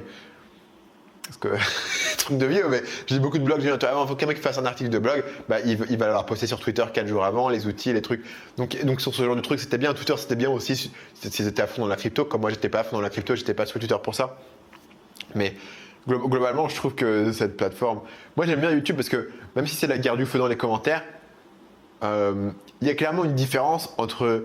Mec, j'ai fait ma vidéo, j'ai fait mon script, j'ai enregistré mon truc, j'ai posté ça pour des centaines de milliers de personnes, etc. Toi, tu es là à poster ton petit truc en dessous. On comprend tous qu'on n'est pas au même niveau. Ouais. Sur Twitter, le mec qui répond à Donald Trump, il croit qu'il est au même niveau que Donald Trump et il est en train de le dunker, tu vois. Et pareil avec tout le monde. Et donc du coup, je trouve que la qualité de trucs sur Twitter, c'est un peu un cercle infernal. Alors après, je pense qu'il y a plein de bonnes infos et que si tu utilises Twitter de manière intelligente, tu peux. Notamment, je crois qu'il y a des gens qui utilisent des outils tiers parties, etc. Et tu vois, j'ai un truc que je me dis, potentiellement, je vais faire un compte Twitter où je vais juste suivre des gens pointus sur l'IA parce que ça m'intéresse. Moi, j'ai fini par supprimer mes comptes Twitter, par tout bloquer. J'ai même mis un adblock qui efface tout sur la page. Parce qu'en fait, à chaque fois que j'y allais, mais pareil, tu vois, juste pour voir un truc, je me suis dit, tiens, qu'est-ce qui devient, lui, j'ai envie de savoir et tout. En fait, c'est trop facile, t'arrives trop vite sur les trucs qui t'énervent ou les trucs qui t'épuisent, tu vois. Genre, rien que les tendances, tu regardes les top tendances, là, tu vois juste les mots-clés et tu te dis, putain, j'ai pas envie de vivre dans ce monde-là, tu vois. Et c'est un truc vraiment Twitter où tu mets des communautés énervées et tout ce qu'ils postent, tu les montres à la communauté énervée d'en face et ça crée une espèce d'océan de colère, d'agressivité qui est pas représentatif de la réalité où 80% des gens sont des gens ordinaires, tu vois, qui vont pas se hurler les uns sur les autres. Et du coup, ça donne une vision du monde qui, je trouve, est incroyablement déprimante. Et à une époque, j'allais sur Twitter tous les jours. Il y avait le avant, en plus je postais même pas, hein, ça servait à rien, juste pour consommer. Il y avait le avant de ma journée qui se passait bien, et le après où j'étais en mode fataliste, en mode on est vraiment dans un monde de merde, je déteste les gens, etc. Et je me suis dit, ce truc-là, c'est vraiment malsain, quoi. C'est toxique par nature, ce réseau social. Voilà. Donc moi, je pense qu'on peut rester sur ton opinion. Moi, si tu veux, mon opinion sur Twitter est assez superficielle, mais voilà, je pense que il y a un truc de biais de négativité en fait sur Twitter où tout ce qui est négatif va faire plus de vues. Et souvent, les gens disent ouais, Twitter pousse la négativité, enfin, ou Twitter ou Facebook pousse la négativité pour faire des vues, etc. En fait, je pense que c'est juste ton algo. Si l'algo, c'est là où les gens cliquent, tu le montres plus, bah, c'est normal. Tu vois, c'est comme sur YouTube. Enfin, il y a aussi beaucoup de vidéos négatives sur YouTube qui performent bien. Ouais. Des vidéos d'attaque XY, que la chute de machin. Tu fais plus de vues en faisant une vidéo la chute de tel youtubeur qu'en disant pourquoi tel youtubeur est génial. Enfin, c'est clair, tu vois, partout. Et je pense que sur Twitter, le truc, c'est que tu mets cet outil entre les mains de tout le monde parce que tu as vachement diminué la barrière à l'entrée de la création.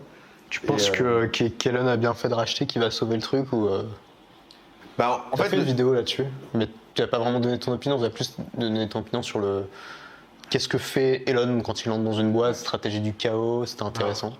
En fait, si tu veux, la différence de modèle mental entre moi et Elon, c'est qu'Elon, il pense que Twitter, c'est cool et que ça vaut le coup d'y passer ton temps. Et moi, je pense que Twitter, je vois pas trop l'intérêt. Donc, étant donné ça, ça change vraiment le facteur de est-ce que ça a du sens d'investir tes ressources et ton temps pour sauver Twitter. Si moi je pense que Twitter c'est un truc un peu nul, bah, je me dis ça sert à rien d'essayer de sauver Twitter.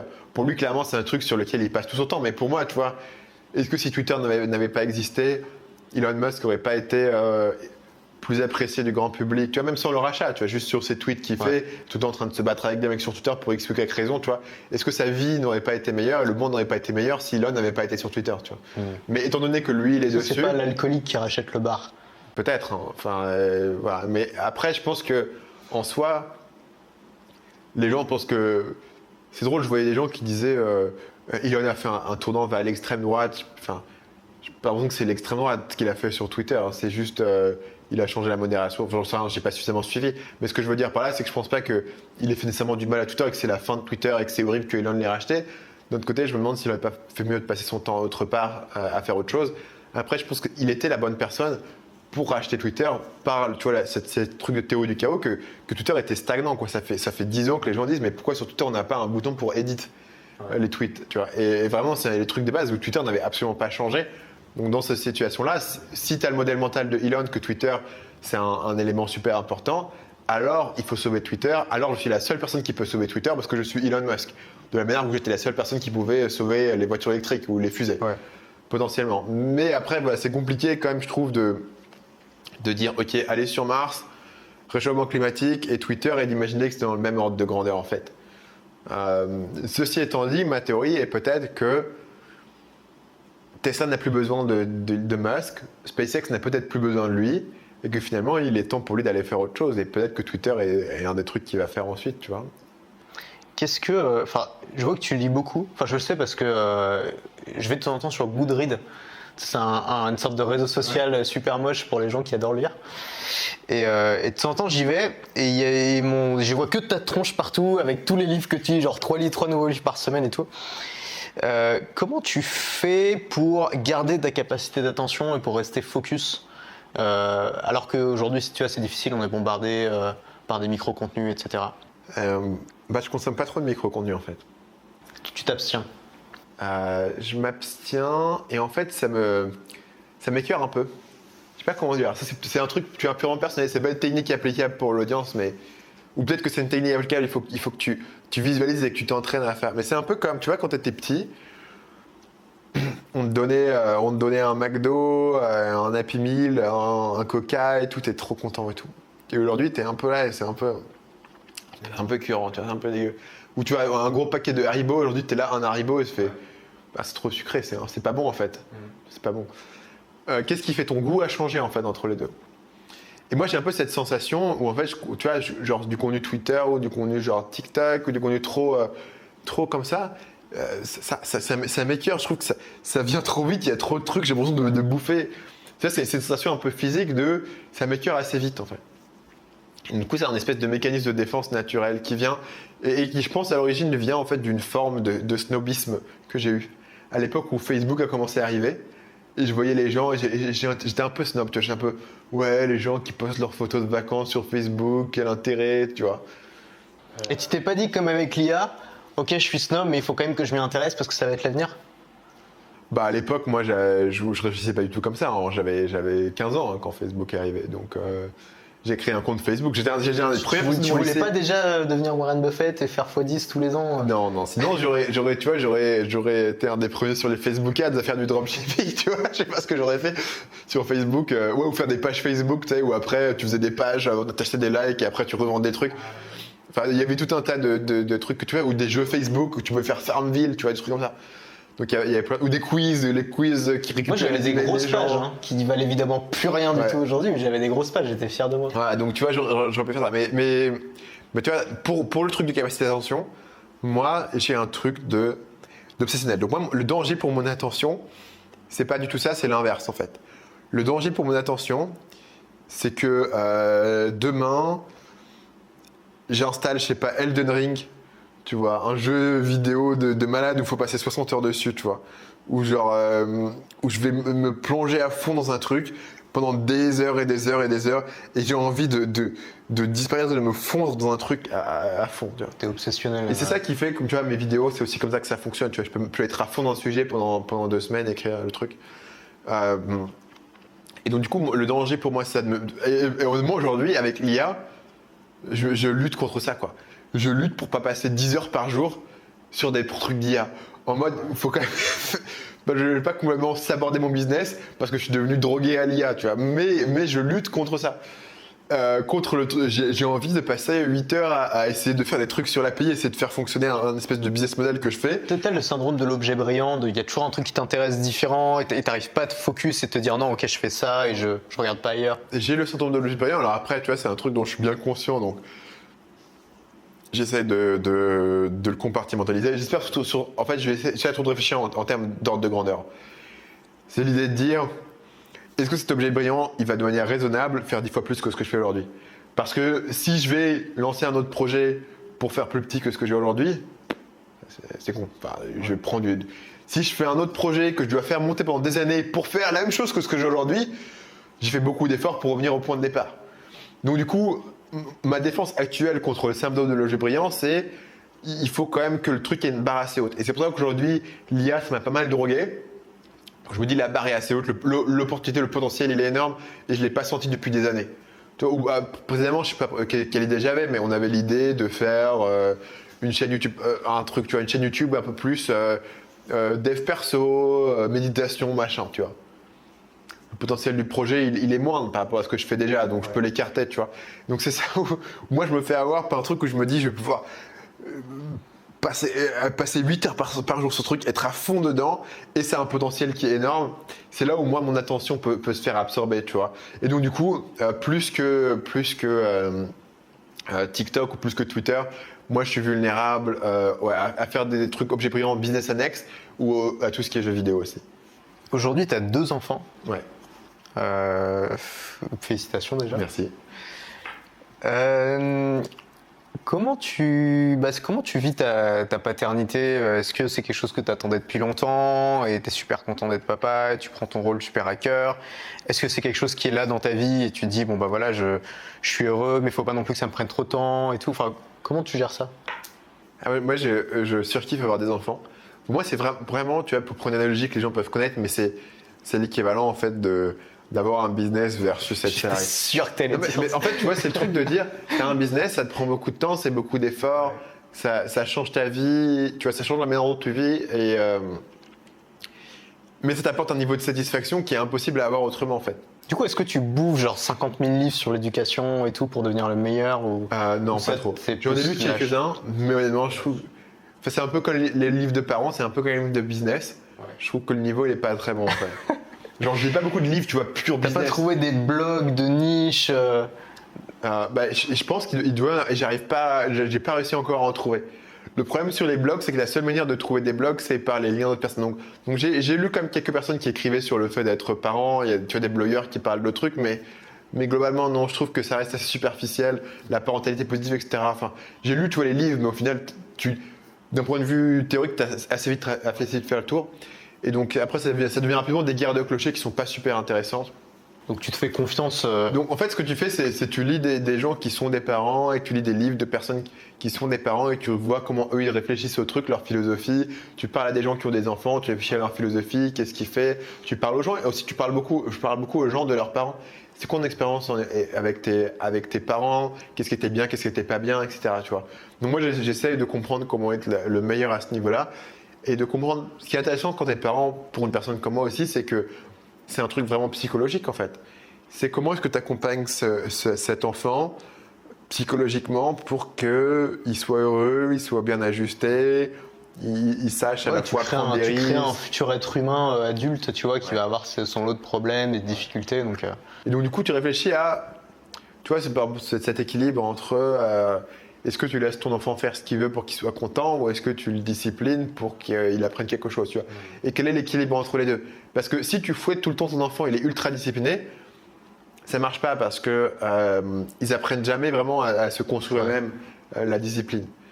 Si tu laisses ton enfant faire tout ce qu'il veut, il manque de structure, tu vois. Donc il y a un équilibre entre les deux auquel il faut que tu réfléchisses. Et puis d'un point de vue personnel, ce que ça t'apporte, c'est vraiment... déjà, ce qui est extrêmement cool avec les enfants, c'est qu'ils grandissent très vite en fait. Tu les vois vraiment évoluer, genre de semaine en semaine, de mois en mois. Ils sont tout le temps en train de te surprendre en apprenant des choses. Et là où toi, tu vois, une fois que tu as passé l'âge, je sais pas, de 25 ans ou même honnêtement de 22 ans, tu n'as plus l'impression d'évoluer en tant que personne d'un point de vue fondamental. Ouais. Tu peux évoluer au fil de plusieurs années, maturer, etc. Mais tu n'as pas l'impression de te transformer personnellement. Alors qu'un enfant, tu le vois évoluer et ça te donne un sens à la fois que le temps passe et que le temps est précieux, et à la fois que tu progresses, que tu construis quelque chose, que tu avances, tu vois, dans ta vie, que tu construis, en fait, tu construis ta famille, tu construis dans ta vie. Et donc ça apporte beaucoup de satisfaction, en fait. À un niveau où, avant d'avoir des enfants, dans mon temps libre, tu vois, je faisais des trucs cool, je regardais des films, des machins, je lisais des livres, etc. Ce que je peux toujours faire d'ailleurs. Hein. Mais tout ça, c'était assez éphémère, en fait, tu vois, ça ne construisait rien. Alors que maintenant, je passe du temps avec ma fille, je lui apprends des trucs. La prochaine fois, tu vois, on a un jeu qu'on a fait, elle va se souvenir du jeu qu'on a fait, elle va m'en reparler, elle va reconstruire, elle va inventer le prochain niveau de ce jeu. Tu vois, Tu tires une satisfaction de voir tes enfants progresser. T'as une satisfaction énorme, tu vois, et au quotidien, tu vois, c'est ça, comme ça avance vachement vite. Et tu l'auras pendant toute ta vie, en fait, cette satisfaction. Alors, je suppose qu'à un moment donné, une fois qu'ils sont plus grands, t'as moins d'interaction et du coup, c'est un truc différent. Tu vois tes enfants évoluer en dehors du cocon que t'as construit pour eux à un certain point. Mais si tout se passe bien, pendant toute ta vie, tes enfants vont continuer à faire des trucs et tu vas continuer à voir ce qu'ils font et pendant 15 jours, ils auront leur propre enfant. T'as vraiment ce sens de... Tu construis quelque chose et tu contribues à quelque chose de super profond. Et au quotidien, tu vois, c'est vraiment des surprises, c'est du fun, ça te sort de ta routine. Et je pense que l'aspect plus difficile d'être parent, c'est tu dois faire des sacrifices et t'es plus aussi libre de faire absolument ce que tu veux. De ton temps, tu dois composer avec cette personne. Et même ça, moi, tu vois, je le vois d'un point de vue assez positif, qui est ça te force à maturer en tant que personne. Parce que sinon, tu vois, tu as fait de l'argent, tu as monté ton business, donc tu as dû te structurer psychologiquement pour bosser tous les jours, pas être complètement sur l'objet brillant, pour gérer des gens, pour te gérer d'un point de vue émotionnel. Mais à un certain point, une fois que ton business y tourne, tu pourrais stagner à ce 26 ans d'âge mental toute ta vie en fait. Tu n'as plus rien qui te force à progresser à ce niveau-là. Et alors que l'enfant, il te force à te dire...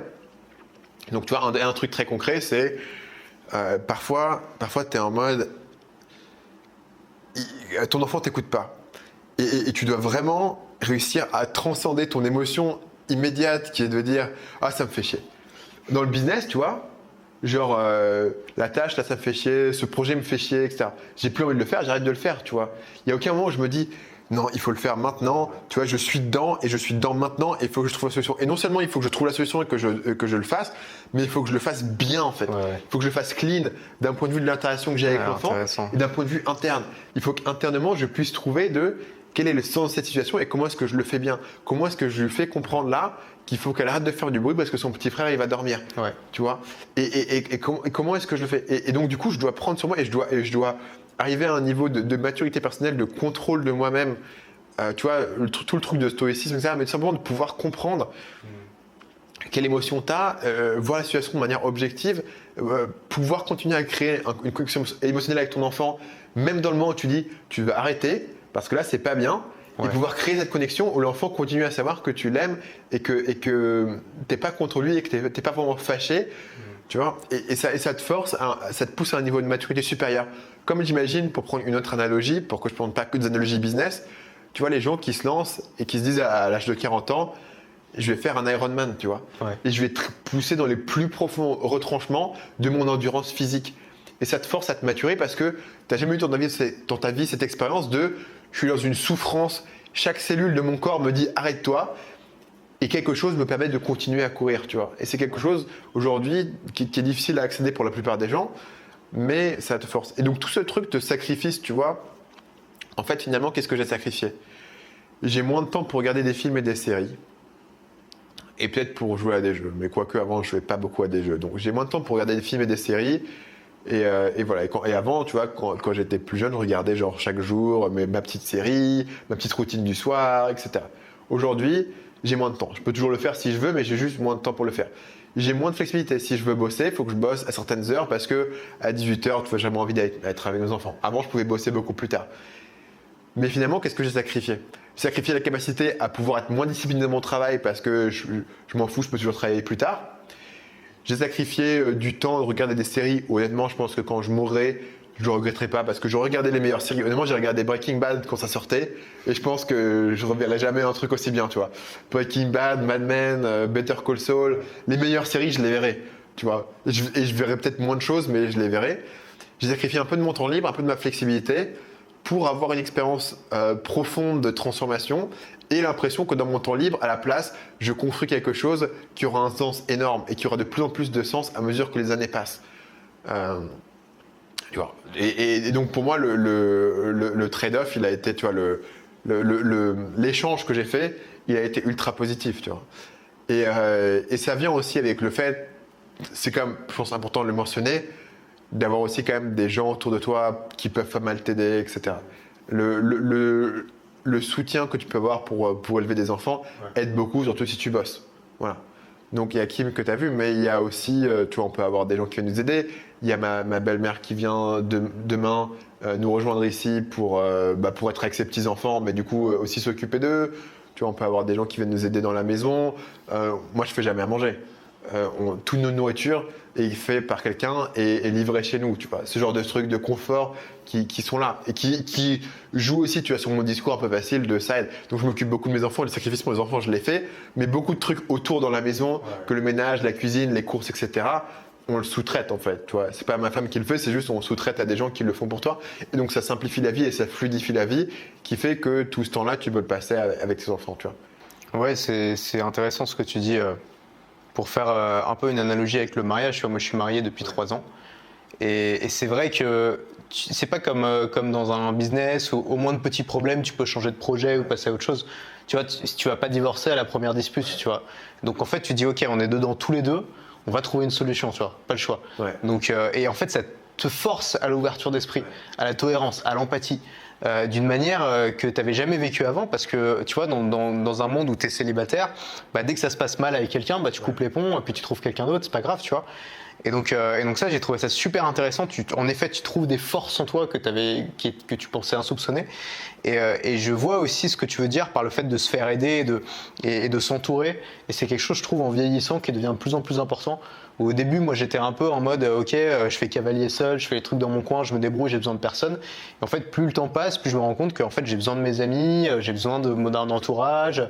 J'aime voir au début, j'y croyais pas, mais en fait, j'aime quand ma belle famille vient de temps en temps et que tu vois, j'apprécie cet entourage et cette sorte de sécurité affective aussi qui se construit autour de toi, où tu dis, voilà, je suis pas tout seul, quoi. Bon, le format quand même de l'interview est très particulier. Ouais, ça t'a plu ou pas? Ouais, c'est bien. C'était bien, mais en tout cas, ça t'a fait parler. Hein. T'étais à fond, là, c'était super intéressant. Après, moi, tu me sais pas si tu m'as déjà eu en interview, mais j'ai tendance à parler. Hein.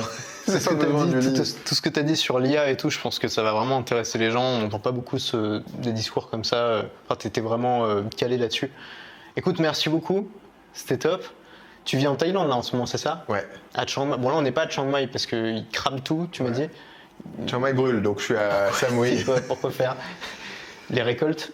Ouais, ils brûlent leur champ, mais c'est pas là, c'est dans les pays voisins, ils brûlent, mais nous on est sur le vent. Enfin, Chiang Mai, il y a cette histoire quand même. Il y a une période où c'est très enfumé, donc c'est drôle hein, parce qu'il y a un exode de tous les mecs que je connais à Chiang Mai, et beaucoup sont ici. C'est pour ça que tu vas voir qu'on a des gens ici, des ménages dans le sud. Donc après, c'est pas à l'enfer, hein, tu vas à la plage en Thaïlande, donc c'est pas non plus trop dur, mais voilà, Chiang Mai a cet inconvénient qu'il faut savoir si tu comptes le visiter, quoi. C'est pas le moment de venir en février ou en mars.